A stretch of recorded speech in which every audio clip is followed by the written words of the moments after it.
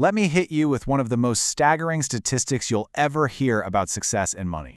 Get this, just 3% of the population earns 97% of all the money that's earned. Now, here's the thing. This isn't an accident, and it's definitely not because they're smarter or somehow better than everyone else.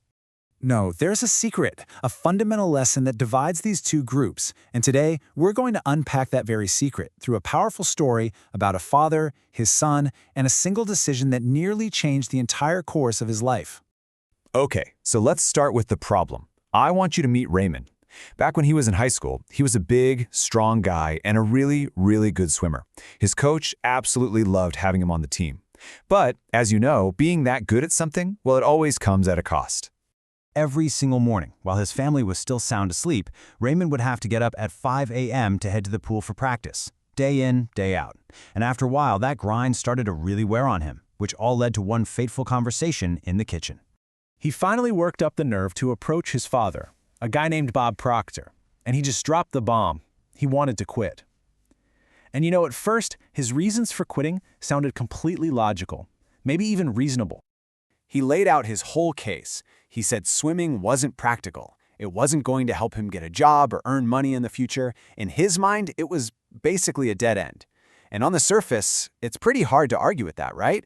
But his father knew there was something else going on. The real reason had nothing to do with career prospects. Raymond was simply sick and tired of those 5 a.m. wake-up calls.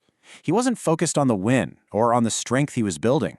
He was only thinking about the immediate, painful price he was paying.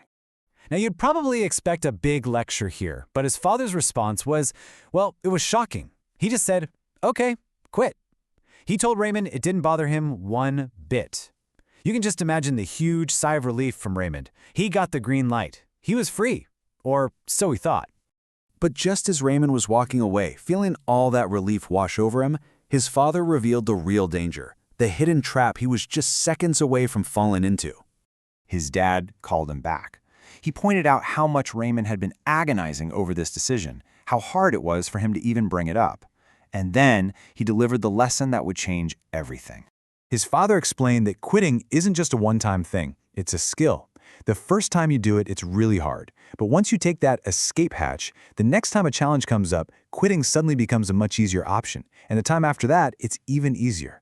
And this is the core danger. You're literally practicing quitting until you master it. You become a professional quitter, someone whose default response to any difficulty is to just walk away. And with that one single line, Raymond finally understood.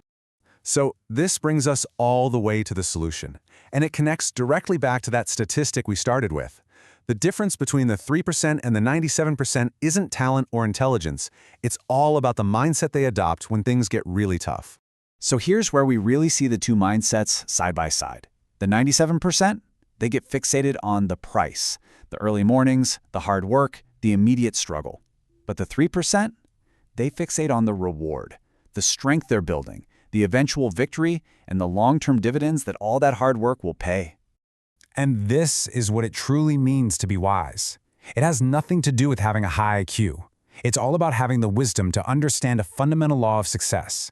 If you are willing to pay the price, the reward is not just possible, it's guaranteed. So, does this mean you should never, ever quit anything? Well, not exactly. There is one specific circumstance where quitting isn't just acceptable, it's actually the smart move. You quit from a position of strength. Think about a really successful TV show that ends while it's still on top, before the quality starts to go downhill. They quit at their peak. The lesson here is to never quit because the journey is hard. Quit after you've already won. So the key takeaway here is simple. When the going gets tough, refuse to quit. See it through. Because when you finally get that reward, it will be so much sweeter knowing the price you paid to earn it. All right, now for our question of the day. What's one time you pushed through when everything in you wanted to quit? And what did you learn from it? Drop your story in the comments below. I'd really love to read them. Thanks for watching.